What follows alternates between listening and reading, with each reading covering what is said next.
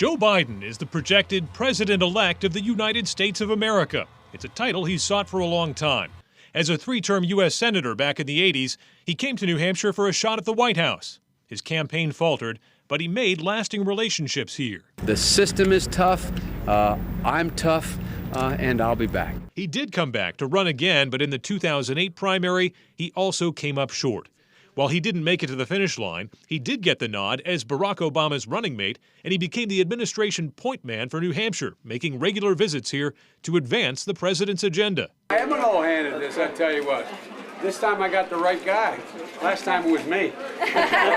The 2020 First in the Nation primary was not easy on Biden, but his message here never wavered. This election is bigger than any you've been engaged in, not because I'm running or anybody else is running, because who occupies the office. This election is, quite frankly, bigger than politics. He started in the unenviable position of frontrunner, and the polls showed him holding on to that lead for months before other candidates began jockeying for a greater share of support.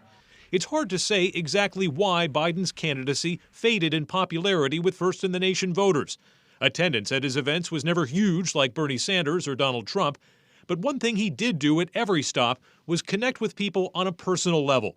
He would end his speech, and anyone who wanted to come up for a picture or a hug or a minute of one-on-one time would get it, and he invested far more in this personal interaction than most other top-tier candidates. Try to demonstrate, remind people who I am. Ultimately, Biden got clobbered in Iowa and knew what was coming in New Hampshire. Uncharacteristically for any politician, he acknowledged his precarious position right off the top of the ABC WMUR debate before the primary. I took a hit in Iowa, and I'll probably take a hit here. He may have lost here in February, but he won what might have been the most important New Hampshire moment of the primary cycle, his connection with Braden Harrington, a young Granite Stater who, like Biden, struggles with stuttering, became one of the enduring campaign stories of the empathy and humanity of the president-elect.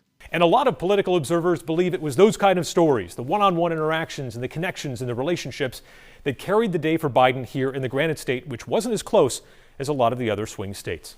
Adam Sexton, WMUR News 9.